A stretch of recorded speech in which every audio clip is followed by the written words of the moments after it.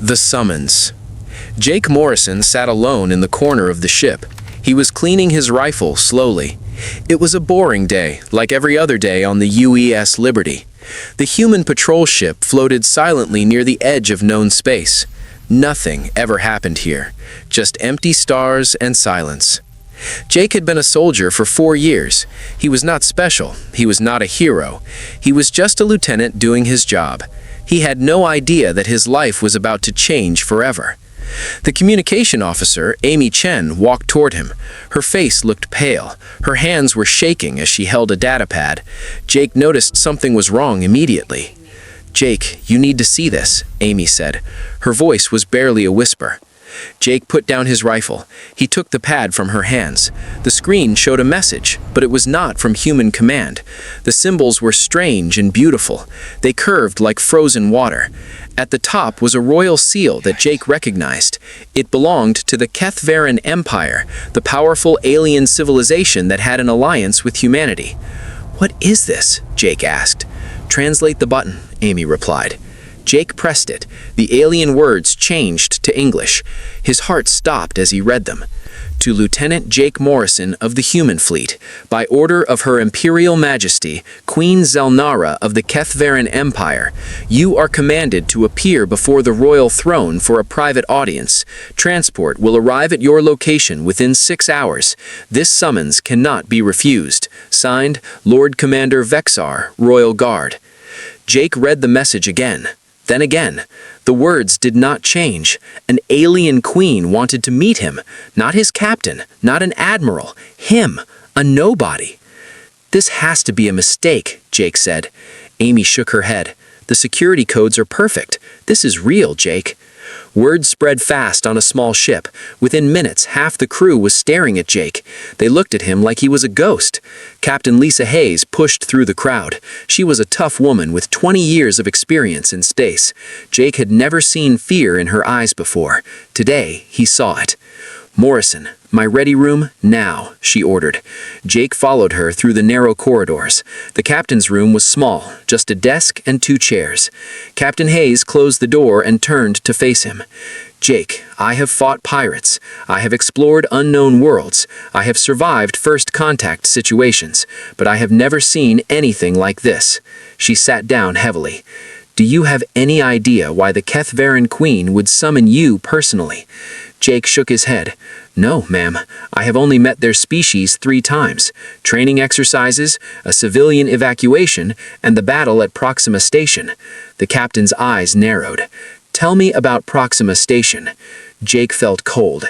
He did not like talking about that day. It was 3 years ago, but the nightmares still came every night. "We were protecting evacuation ships. The plague had infected an entire fleet. The captain was killed. I took command and led the survivors to safety. We rescued who we could." The captain studied his face. "You saved a lot of lives that day." "I just did my duty," I replied. 6 hours later, an alien transport ship arrived. It was massive and beautiful, covered in golden patterns. Jake stood at the airlock with a small bag. His crew watched in silence. Nobody knew what to say. As Jake stepped onto the alien ship, a tall guard blocked his path. The guard's eyes were strange. Jake saw something in them he had never seen in an alien before. Fear. The guard leaned close and whispered, "Human, do you truly not know what you did that day at Proxima Station?" Jake's blood ran cold. "What do you mean?" The guard looked around nervously. Then he spoke words that changed everything. "The Queen has waited 3 years for this moment. She believes you are the only one who can save her empire." The guard paused. "Or destroy it." The airlock closed behind Jake. There was no turning back now. The Throne of Shadows. The journey took 3 days. Jake Morrison sat alone in a small room on the alien ship. No one spoke to him. No one explained anything. Guards stood outside his door at all times. He was not a prisoner, but he was not free either. He was something in between. Through the window, Jake watched stars pass by. He thought about Proxima Station. He thought about the fire, the screams, the dying ships. He thought about the people he saved, and the ones he could not save. What did I do that day? Jake wondered. What does the Queen want from me? On the third day, the ship stopped. Jake looked through the window, and his breath caught in his throat. The Keth'Varen Homeworld was beautiful beyond words. It glowed like a purple jewel in the darkness of space. Giant rings of crystal surrounded the planet. Thousands of ships moved around it like tiny insects. Jake had never seen anything so magnificent in his life. The transport descended through clouds of violet and gold. Below, Jake saw cities made of glass and light. Towers stretched toward the sky like fingers reaching for the stars. Everything was elegant. Everything was perfect. Humans had nothing like this. The ship landed in front of a palace that made Jake feel like an ant. It was enormous. White stone and silver metal rose hundreds of meters into the air. Statues of alien warriors lined the path to the entrance. Their eyes seemed to follow Jake as he walked. Armed guards surrounded him. They did not speak. They just marched him forward through massive doors into the palace. Inside, the halls were silent. Jake's footsteps echoed against the marble floor. Strange symbols covered the walls. He could not read them, but they felt old, ancient, powerful. Finally, they reached two giant doors made of black metal. The guards stopped. One of them turned to Jake. "Remove all weapons," the guard commanded. Jake handed over his pistol and knife. He felt naked without them. The doors opened slowly. Beyond them was darkness. "Enter alone," the guard said. "The Queen waits." Jake stepped into the darkness. The doors closed behind him with a heavy boom. For a moment he could see nothing. His heart pounded in his chest. Then lights appeared. Soft blue flames floated in the air around the room. They cast dancing shadows on the walls. And at the far end of the room, sitting on a throne of black crystal, was Queen Zelnara. She was terrifying. She was beautiful. Her skin was pale silver. Her eyes were deep purple like the sky of her planet. She wore a crown of living light that moved and shifted above her head. She looked ancient and young at the same time, powerful and fragile. She was everything Jake had imagined, and nothing like it at all. "Come closer, human," the Queen said. Her voice was soft, but it filled the entire room. Jake walked forward. His legs felt weak. He stopped 10 meters from the throne and dropped to one knee. He did not know the proper way to greet alien royalty, but this felt right. "Rise," the Queen commanded. "Look at me." Jake stood and met her eyes. A chill ran down his spine. Those eyes had seen centuries. Those eyes had watched empires rise and fall. And now, those eyes were looking at him. "Do you know why you are here, Jake Morrison?" the Queen asked. "No, Your Majesty," Jake replied honestly. The Queen was silent for a long moment. Then she raised her hand. The floating flames moved aside, revealing something behind the throne. A painting. It showed a battle scene, ships burning in space, fire and destruction everywhere. And in the center of the painting was a human soldier carrying a wounded alien through the flames. Jake recognized the scene immediately. Proxima Station. He recognized the soldier, too. It was him. 3 years ago, you saved someone, the Queen said. Her voice trembled slightly. You carried a wounded Keth'Varen through fire and death. You held her as your own ship burned. You gave her your oxygen when hers ran out. You kept her alive when everyone else was dying. Jake remembered. He remembered the smoke, the heat, the weight of the wounded alien in his arms. He remembered her blood mixing with his through their wounds. He remembered reaching the escape pod and collapsing from exhaustion. She died, Jake whispered. I held her, but she died in my arms. The Queen shook her head slowly. Tears appeared in her ancient eyes. Jake had never seen an alien cry before. She did not die, human, the Queen said. You saved her, and that alien you carried through fire and death. The Queen paused. Her voice broke with emotion. She was my daughter, Princess Keth'Varen, the heir to my empire. Jake felt the world spinning around him. She is alive? He asked. She is alive because of you, the Queen replied. "But that is not why I brought you here." She stood from her throne and walked down the steps toward Jake. Up close, she was even more intimidating. She stopped just a meter away and looked deep into Jake's eyes. "When you carried my daughter, your blood mixed with hers. Among my people, this creates something sacred, something unbreakable, a soul bond." Jake's heart stopped. A soul bond?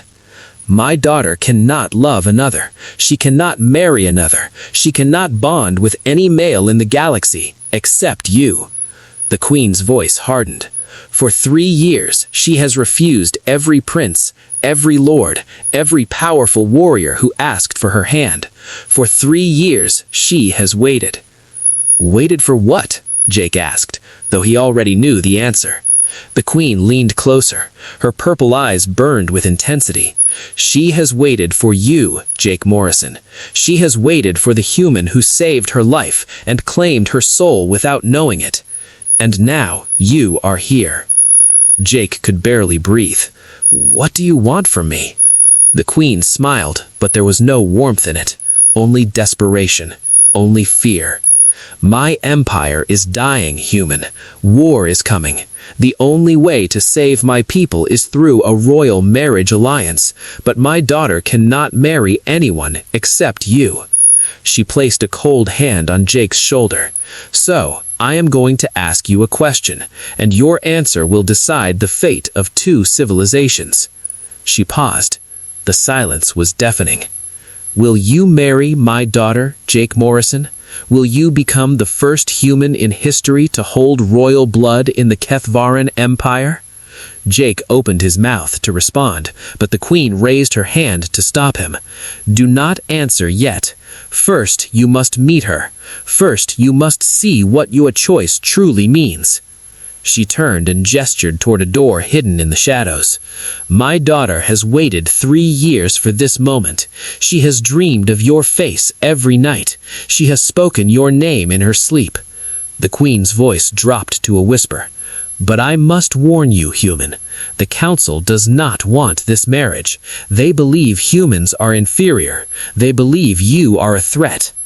The hidden door began to open. And if they cannot stop this marriage, they will kill you instead. Light poured through the opening door. A silhouette appeared. Tall, graceful, beautiful. Jake's breath caught in his throat. He remembered those eyes. He remembered that face. He remembered holding her in his arms as the world burned around them. She stepped into the light, and she was more beautiful than any memory could capture. Hello, Jake, Princess Keth'Varen said softly. I have waited so long to see you again. Jake stood frozen. He had walked into this palace expecting answers. Instead, he found a destiny he never asked for, and a choice that could start a war or prevent one. The princess's secret. The throne room fell silent. Jake Morrison stood frozen as Princess Keth'Varen walked toward him. Each step she took was graceful, like she was floating on air. Her silver skin glowed softly in the blue light. Her eyes were the color of deep space, dark and endless and full of stars. She stopped an arm's length away from him. You do not remember me, she said softly. It was not a question. Jake swallowed hard. I remember carrying someone. I remember the fire. I remember thinking you were dead. A sad smile crossed her face. I almost was. My heart stopped twice on the escape pod. The human doctors did not know how to save me, but somehow I survived. How? Jake asked. Keth'Varen raised her hand and placed it over her heart. Because part of you was already inside me. Your blood, your will to live, your strength. She paused. Your soul. Jake did not understand. He looked at the queen, who still stood nearby, watching them with ancient eyes. I need to explain something to you, human, the queen said. Among my people, blood is sacred. When 2 Keth'Varen share blood through wounds in battle, a bond is created. It is rare, it is powerful, and it is permanent. "But I am not Keth'Varen," Jake said. "No, you are not." The queen's voice grew heavy. "That is what makes this situation so complicated. A bond between our species has never happened before. It should be impossible, yet here we are."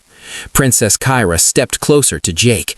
He could feel warmth radiating from her skin.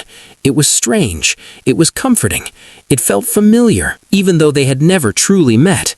"For 3 years I have felt you," Kyra whispered. "When you are happy, I feel peace. When you are angry, I feel fire in my chest.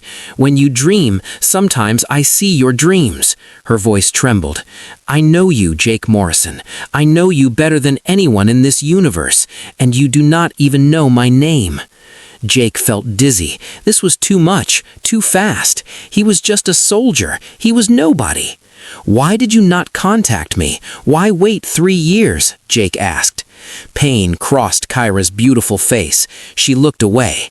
"Because I was afraid," she admitted. "Afraid you would reject me. Afraid you would hate me for trapping you in something you never chose." Tears formed in her eyes. "And afraid of what my people would do to you if they found out." The queen stepped forward. "She is right to be afraid. Our council is powerful. They control the military, the economy, the laws, and they do not want a human anywhere near the royal bloodline." "What do they want?" Jake asked. The queen's face darkened. "War is coming, Jake Morrison. A species called the Vorax Dominion is growing stronger every day. They have conquered 12 star systems in the past year. They are brutal, they are merciless, and they are coming for us." Jake had heard of the Vorax. Every soldier had. They were monsters. They did not take prisoners. They did not negotiate. They simply destroyed everything in their path. The only way to stop them is through an alliance, a marriage alliance. The Vorax Emperor has a son. If my daughter marries him, the war ends before it begins. Billions of lives would be saved. Jake looked at Kyra. She stood with her head down, her hands trembling at her sides. "But she cannot marry him," Jake said slowly, "because of me." "Because of the bond," the queen corrected. "If Kyra tries to marry another, the bond will reject it. She will feel pain like fire burning inside her, and within months she will die." The weight of those words hit Jake like a hammer. "Die?" Jake repeated. Kyra finally looked up. Her eyes were wet with tears. "The bond is not just emotional, Jake. It is physical. It is written into my blood, my bones, my very soul.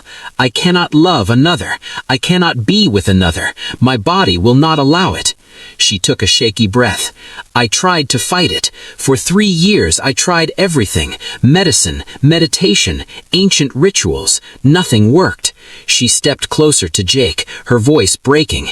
"You are the only one for me, whether I want it or not, whether you want it or not. That is the truth." Jake's mind was spinning. He felt trapped. He felt angry. But beneath all that, he felt something else, something strange and warm and terrifying. He felt connected to her. "What are my choices?" Jake asked quietly. The queen exchanged a look with her daughter. Then she walked to a table nearby and picked up something wrapped in black cloth. She returned and unwrapped it slowly. Inside was a crystal blade. It glowed with pale blue light. Ancient symbols were carved on its surface. "This is the bonding blade," the queen said. "It is used in the sacred marriage ceremony of our people. If you choose to marry my daughter, you will use this blade to complete the bond. You will become Keth'Varen. You will become royalty. You will become her husband in the eyes of the entire galaxy." Jake stared at the blade. "And if I refuse?" he asked. The queen's face became stone. "The council has already made their position clear. If you do not marry Kyra, they will execute you at dawn. They will claim you are a spy. They will say you tried to assassinate the princess. No one will question them." "Mother!" Kyra shouted. "You cannot." "If you die," the queen said. His voice grew heavy. "Time will cost Kyra great pain, but she will survive. She will be free to marry the Vorax prince." Kyra shook her head violently. "I will not let them kill him. I will not." the queen said coldly. "You will have no choice. The council has more power than you know. They have already decided. Jake Morrison will marry you or die. There is no third option." Silence filled the room. Jake looked at the blade. He looked at the queen. He looked at Kyra. This was insane. He was a simple soldier from Earth. He cleaned rifles and ran patrol duty. He was not meant for thrones and empires and political marriages. But he was also not meant to die. "How long do I have to decide?" Jake asked. "One night," the queen replied. "At sunrise you will give your answer before the full council. Choose marriage and you will live as royalty. Choose refusal and you will die as a traitor." She turned and walked toward the door. Before leaving, she paused. "I brought you here to save my daughter, Jake Morrison, but I also brought you here to save my empire. The Voraks are coming. They will burn everything I have built, unless you help me stop them." She looked over her shoulder. "Do not disappoint me, human." The door closed behind her. Jake and Kyra stood alone in the empty throne room. The silence was heavy, painful. "I am sorry," Kyra whispered. "I never wanted this for you. I never wanted to trap you." Jake looked at her, really looked at her, past the silver skin and the alien features, past the crown and the title. He saw something familiar, something human. Fear, loneliness, hope. "You did not trap me," Jake said quietly. "You saved me 3 years ago. On that escape pod, I was dying too, but I kept fighting because you needed me to." Kyra's eyes widened. "You remember?" "I remember feeling like I couldn't give up, like something was keeping me alive." Jake paused. "Maybe that was the bond too." Kyra stepped closer, close enough to touch. "Then you feel it? The connection between us?" Jake wanted to deny it, but he couldn't. From the moment he saw her, something inside him recognized her, something deeper than memory, something older than words. "I feel something," he admitted. Kyra reached out and took Jake's hand. Her touch was warm, electric. Jake's heart beat faster. "Then stay with me tonight," she said softly. "Not as a husband, not as a prisoner, just as yourself. Let me show you who I really am. And tomorrow, whatever you decide, I will accept it." Jake looked into her eyes, endless, beautiful, waiting. He nodded slowly. "One night," he said, "then I decide." Kyra smiled, a real smile, the first one he had seen. She led him toward a door hidden behind the throne. But neither of them saw the shadow watching from the corner of the room. Neither of them heard the silent footsteps retreating into darkness. And neither of them knew that the council had already made their own decision. Jake Morrison would never see sunrise. The assassins were already on their way. The council's fury. The night was quiet. Too quiet. Jake Morrison stood by the window of the guest chamber, looking out at the alien city below. Towers of glass and light stretched toward the stars. Everything was peaceful. Everything was beautiful. But Jake could not shake the feeling that something was wrong. Princess Keth'Varen sat on a chair nearby, watching him. They had talked for hours. She told him about her childhood, her dreams, her fears. She told him about the loneliness of being royal. She told him about the nights she spent wondering if the human who saved her was real or just a fever dream. Jake listened, and slowly something changed inside him. She was not a trap. She was not a prison. She was just a woman who never asked for any of this. "You are thinking too loud," Kyra said softly. Jake turned to face her. "How can you tell?" She smiled sadly. "The bond. I can feel your thoughts racing, your fear, your confusion." She paused. "Your anger." Jake walked away from the window and sat across from her. "I am not angry at you." "Then who?" Jake thought about it. "Myself, for not knowing what to do, for being stuck in a situation I cannot control." Kyra leaned forward. "You always have a choice, Jake. That is what makes you different from us. Keth'Varen are bound by duty, by tradition, by ancient laws. But humans, she looked at him with wonder. Humans choose their own path, even when it is hard, even when it hurts. Jake met her eyes. What would you choose if you were me? Kyra was silent for a long moment. Then she spoke, her voice barely a whisper. I would run. I would take a ship and fly as far as possible. I would forget about queens and councils and empires. Tears formed in her eyes. But I cannot run. The bond will not let me. So I will stay. And if you choose to leave tomorrow, I will watch you go. And I will smile. Because your freedom matters more than my own happiness. Jake felt something crack inside his chest. No one had ever said anything like that to him. No one had ever put his freedom above their own needs. He reached out and took her hand.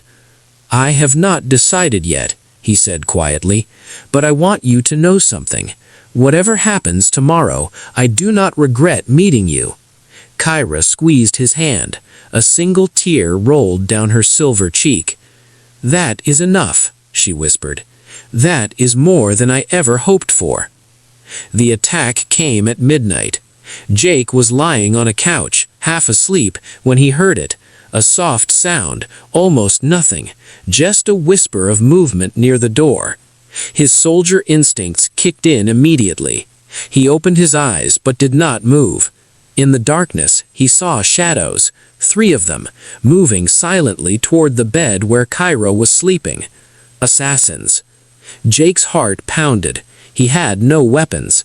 The guards had taken everything. He was alone against 3 trained killers in an alien world.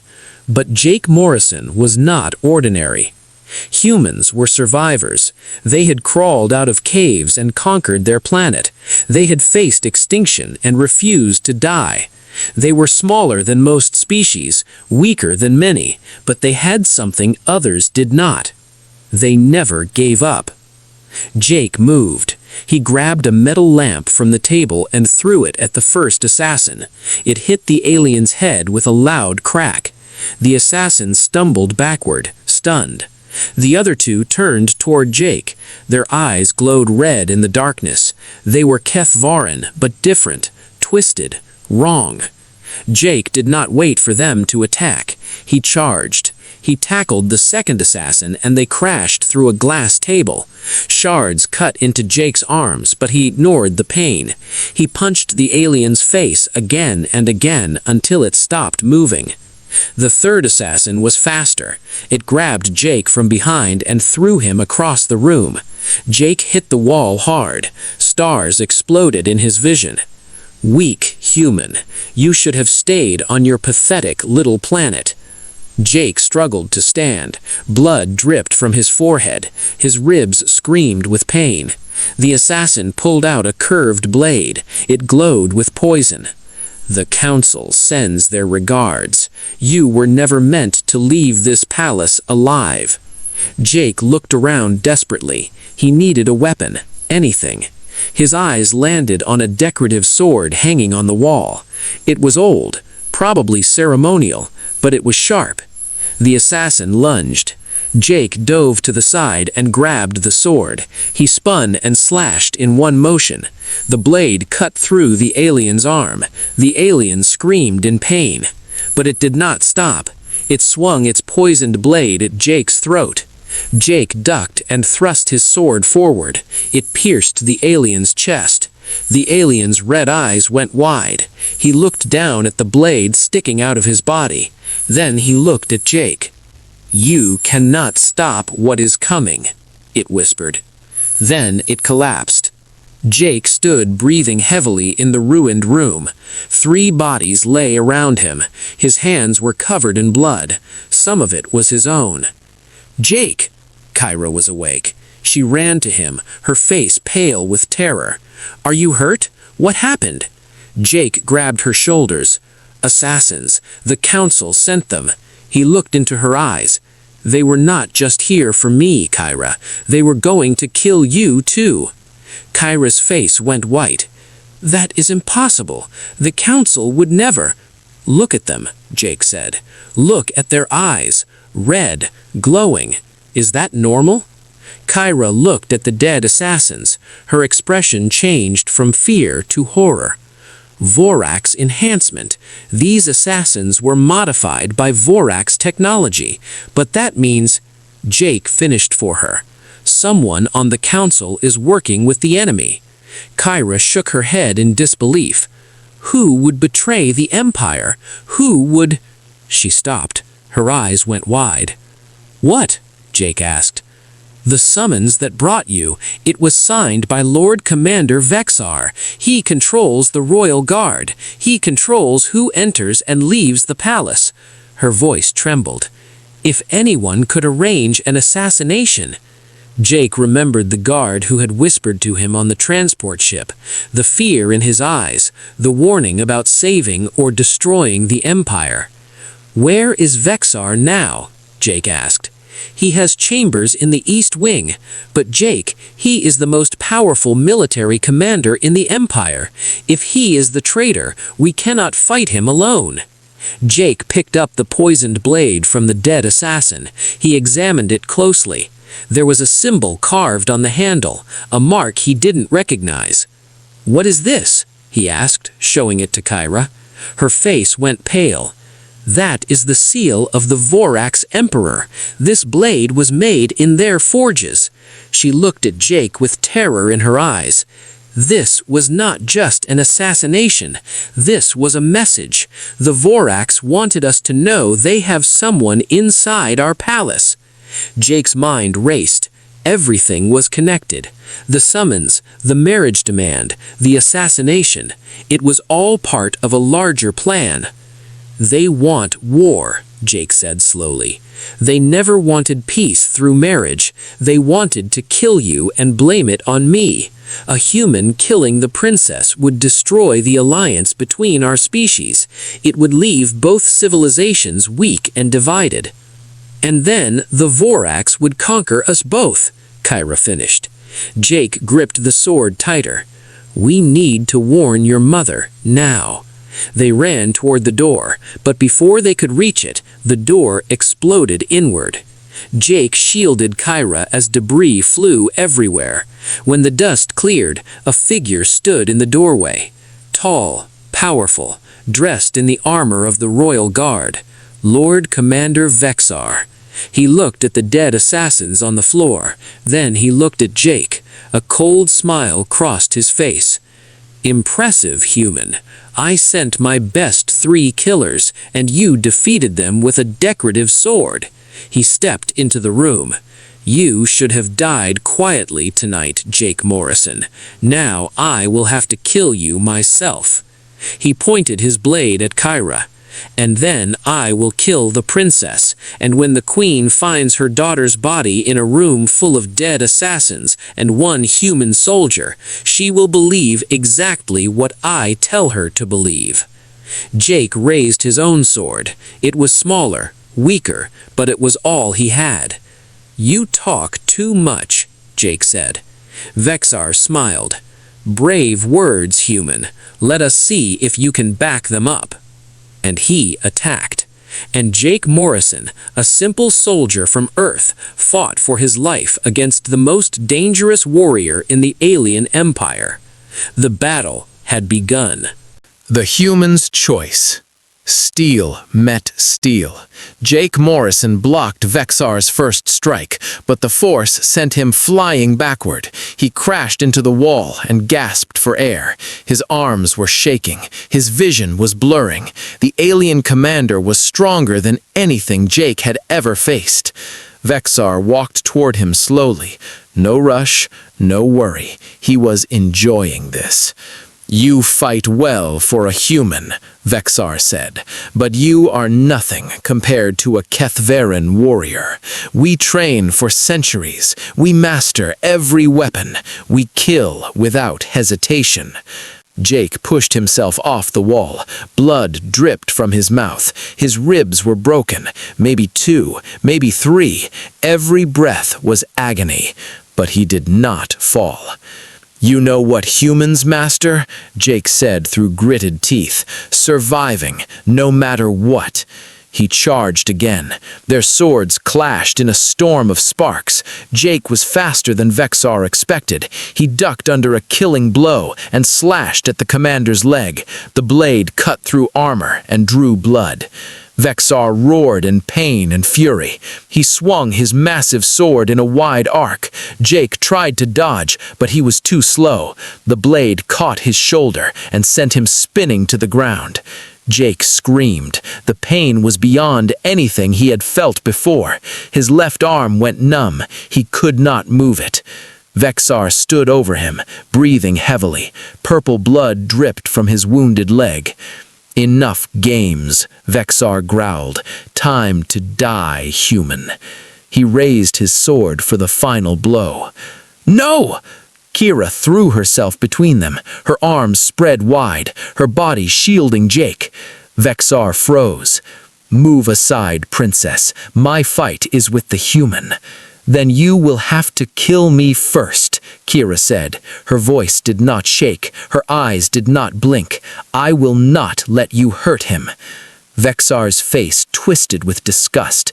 "You would die for this creature, this inferior species? You are the heir to an empire, and you throw yourself at the feet of a human soldier?" "He is more than a soldier," Kira said quietly. "He is the one who saved me, the one who carried me through fire when everyone else ran, the one who held me when I was dying." She looked back at Jake with tears in her eyes. "He is my soul, and I will not live without him." Something cracked inside Jake's chest. Not pain, something else, something warm, something powerful. He looked at Kira, at this alien princess who barely knew him, who owed him nothing, who was willing to die for him without hesitation. And in that moment, Jake Morrison made his choice. Not because he was forced, not because he had no options, but because he finally understood. Some things were worth fighting for, some things were worth dying for, and some things were worth living for. Jake grabbed his sword with his one good arm. He pushed himself to his feet. Blood poured from his wounds. His body screamed for him to stop. He did not stop. "Kira," he said softly, "move." She turned to look at him. Her eyes went wide. Jake was glowing. Faint at first, then brighter. Blue light poured from his wounds, from his eyes, from his very skin. It was the same blue as the bonding flames in the throne room, the same blue as the crystal blade the queen had shown him. The bond. It was awakening. Vexar stepped backward, his confident expression cracking for the first time. "Impossible," he whispered. "The bond cannot manifest in humans. It is not possible." Jake looked at his hands. The light was flowing through him like fire, but it did not burn. It felt like strength, like power, like coming home. "You keep saying that word," Jake said. His voice was different now, deeper, resonant. "Impossible, inferior, weak." He raised his sword. The blue light wrapped around the blade, making it shine like a star. "Let me show you what humans do with impossible." He moved, faster than before, faster than any human should move. He was a blur of light and steel. Vexar barely raised his sword in time to block the first strike.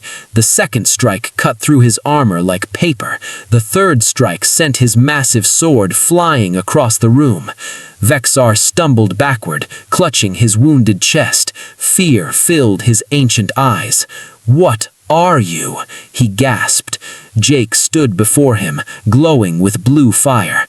The bond had changed him, awakened something sleeping in human blood, something old, something powerful, something that had been waiting for this moment. "I am Jake Morrison," he said calmly, "lieutenant of the human fleet, soldier of Earth, and the man who is going to end you." He raised his sword. But before he could strike, the palace shook. A massive explosion rocked the building.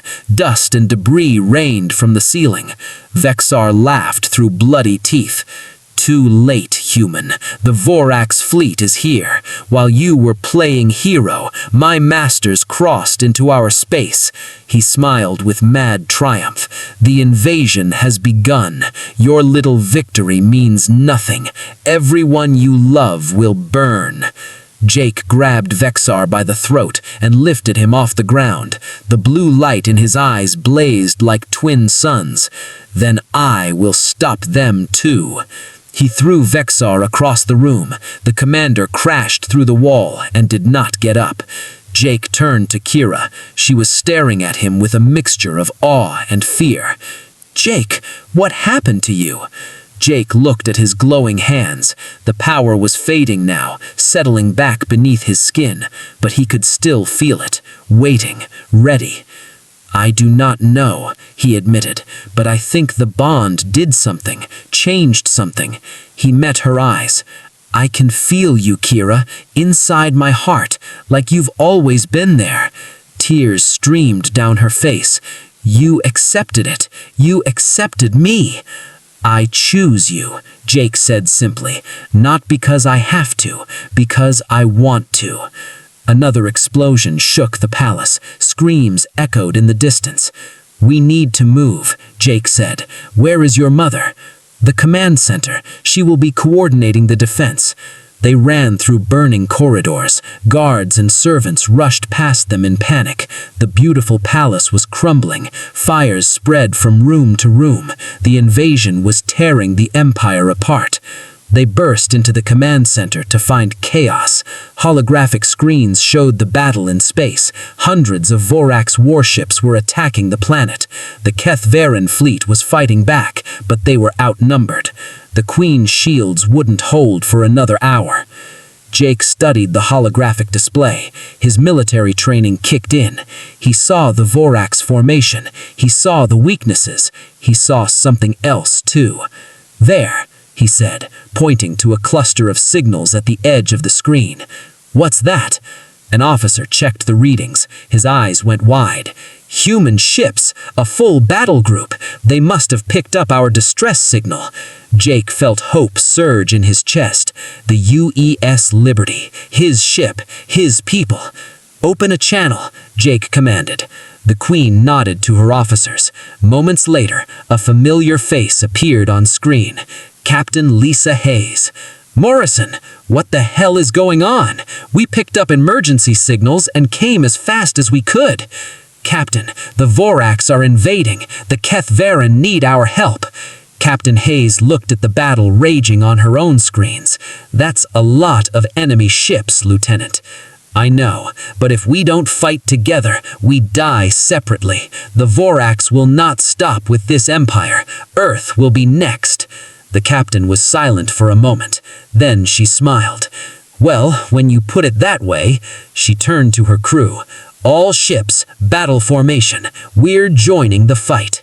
Jake felt the blue light stirring inside him again. An idea formed in his mind. Crazy, impossible, perfect. "Captain, I need you to trust me. I'm going to do something that might look insane, but it will work. Morrison, you're on an alien planet covered in blood and glowing like a Christmas tree. We passed insane a long time ago." She nodded. "Do what you need to do." Jake turned to the Queen. "I need a ship, the fastest one you have." "Why?" Jake pointed at the largest Vorax vessel on the screen, the command ship, the heart of the invasion. "I'm going to board that ship and kill whoever is in charge." Everyone stared at him in silence. "That's suicide," the Queen said flatly. "Maybe, but I'm really hard to kill." Jake looked at Kira. "I told you I made my choice. I choose to fight. I choose to protect. And I choose to come back to you." Kira grabbed his face and kissed him. It was desperate. It was passionate. It was a promise. "Come back to me," she whispered against his lips. "Always," Jake replied. 20 minutes later, Jake Morrison flew a stolen fighter straight into the heart of the Vorax command ship. The blue light surrounded him like armor, bullets bounced